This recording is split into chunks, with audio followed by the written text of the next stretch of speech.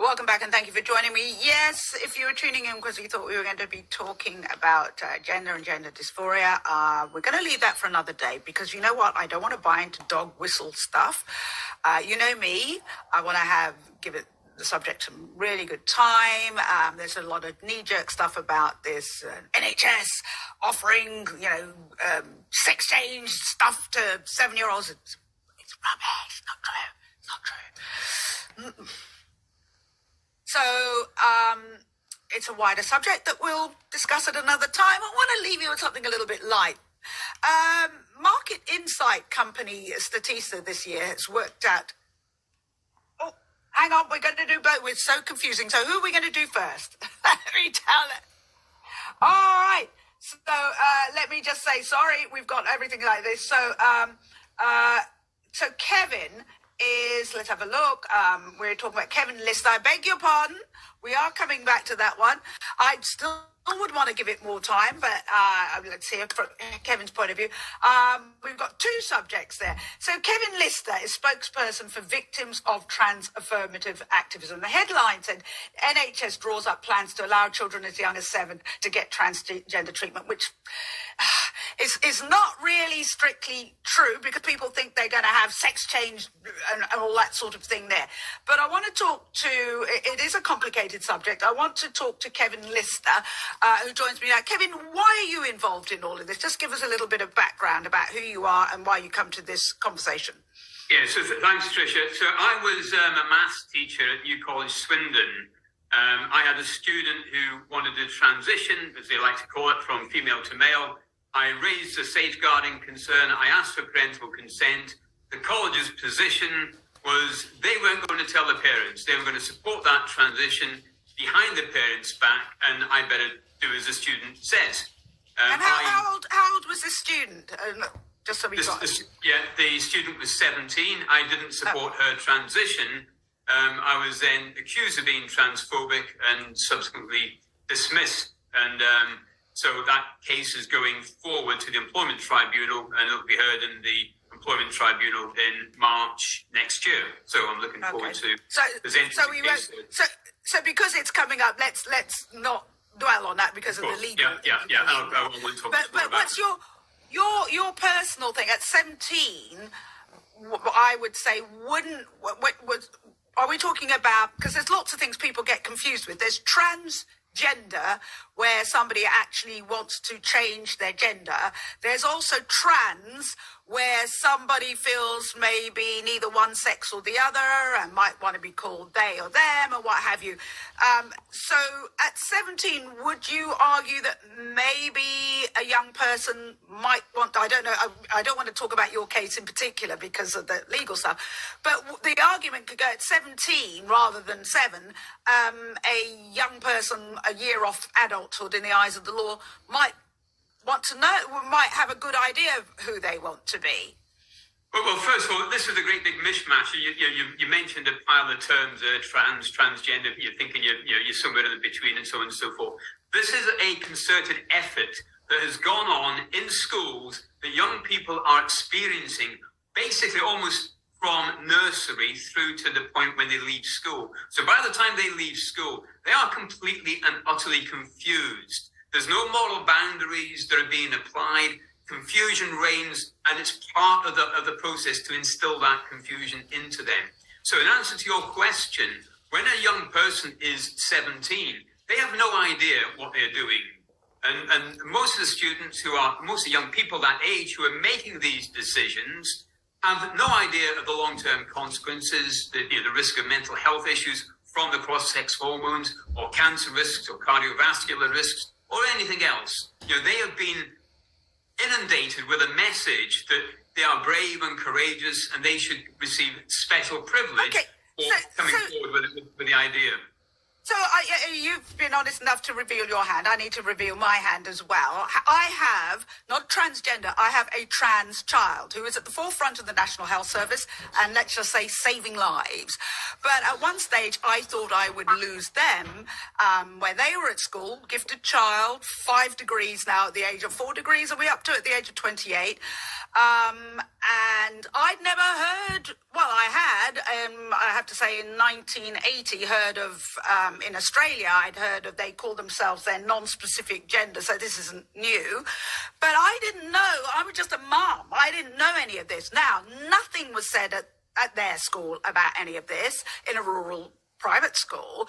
They went through absolute hell. They didn't know if they were gay, if they were straight, or anything like that. At university, I mean, really, really tried and struggled. Long story short, in London, discovered people who were like them, and has now found happiness. Doesn't work in that area.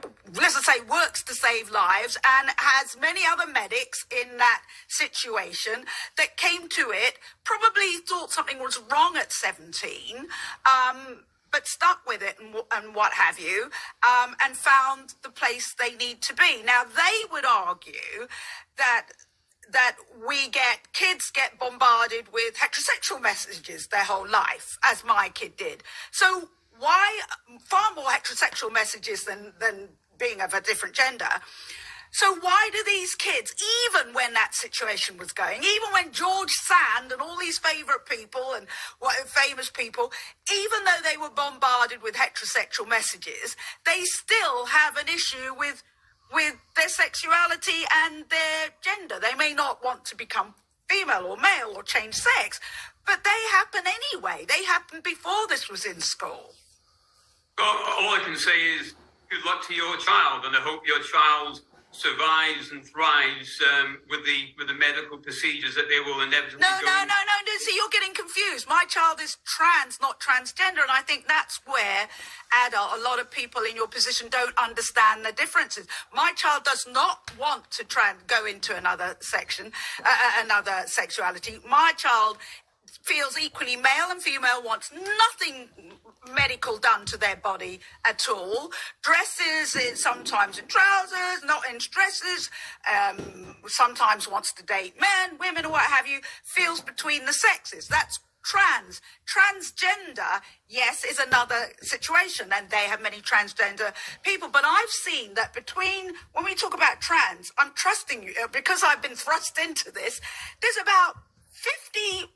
It's all the way across. It's not just you want to become a man, you want to become a woman. There's about a zillion things in between, which many people don't understand, which feed into the pain and the suicide rates. I can tell you as a mental health campaigner are much higher amongst these kids before they even see anybody who can give them any advice. Well, again, good luck to your child. If your child wants to experiment in different kinds of sexualities, that's fine. If he wants gay sex, straight sex, bisex, that's fine. It's not for me to make any comment on that at all. No, because they might be the one to save your life. I don't think so. In the medical world. What we're actually talking about, and what I came on to talk about, was the article about that was in the Mail, the Telegraph, and the Times today about 7-year-old children in the healthcare system, and about how they were going to be treated. And I think that was a step forward in terms of the way the article was presented. The first port of call would be mental health issues to be explored, rather than to put young people onto pathways to cross-sex hormones and... Oh, I agree. I agree that we need to... They need to be able to sit down and talk about it. Yeah. And I would say, likewise, if your child likes different kinds of sex, that's fine. I don't know if your child is male and female. It's not about sex. It's not about sex. It's not all about sex. This is all about sex. How many trans people have you met? My kid and I don't sit around I have taught trans children every year, for the last 7 years. So I can, they're not going to sit with a teacher Well, maybe they are. Some teachers that they feel they can approach it. But I'm just talking to people. I trust me, I came at this with all sorts of views, but sitting and intimately hearing stories. I'm telling you, the stories about sex about that much, the stories about identity and prejudice against them are way, way bigger. They don't sit. My kid doesn't sit around and talk about You're talking about a sample of one, your child. There's a much bigger sample of people who have been abused, who are suffering huge amounts of mental and physical harm as a consequence of the whole trans movement. And vice versa. There's a huge number of people who've been coerced into that by. I don't believe there's a huge number. We don't have facts and figures to support. I agree with you. There are some. There's a Reddit site with 55,000 people, I think, when I last looked, of people trying to detransition. I prefer to go on, rather than the world of TikTok and Reddit and things like that. I prefer to go on mental health services and so on. I hear what you're saying. There are some people who regret all sorts of things. There's some people who regret getting married. And what have you. There's all sorts of people, but at the heart of this, I do believe that not many people that I've met really know. I mean, not many people I could sit here and say about trans, and they would get it straight away that I'm not talking about transgender, but it is on that continuum. There's a huge lack of knowledge.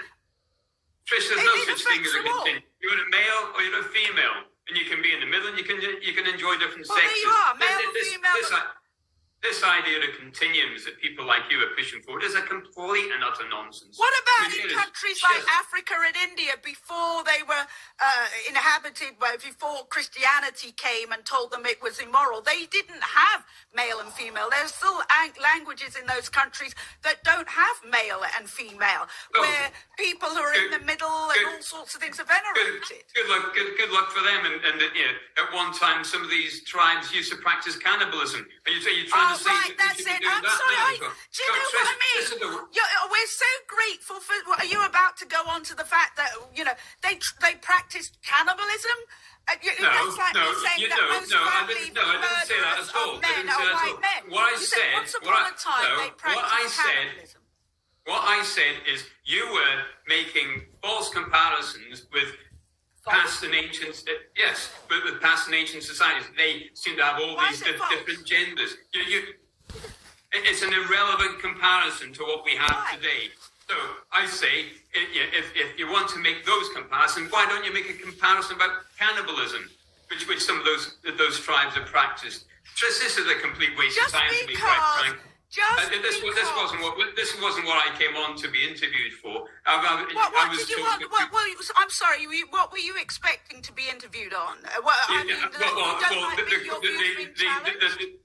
No, the thing I was asked to talk about was the article that was in the Mail, in the Telegraph, in the Times today about allegedly 7-year-olds being transitioned, which is not actually the case. That what they're being offered is mental health. And what they, at last, we are now doing is tying together the issue of gender identity with mental health. At last, I think that's that's a step in the right direction. Let me just say, there's an awful lot of things that can go wrong with it. I'm just saying, I agree. One of which would be having parents. One of which would be identifying parents who are dragging kids into this. Oh God. I didn't drag my kid into anything. What I was saying, I think things have to be ruled out to make sure that, the child isn't on the autism spectrum and a whole lot. It needs to be taken slowly and generally, and the child needs to feel heard and supported. Now, if that's what you're talking about, that I agree. But I don't agree that there are parents dragging their children into wanting sex changes or anything else. In fact, just go and read some of the books. Go and read some of the evidence. Go and read Helen Joyce's book. The investigation into the tablets talks specifically. I'm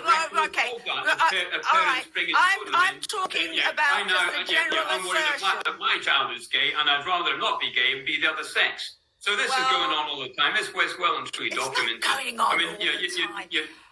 Look, we run out of time. I don't agree.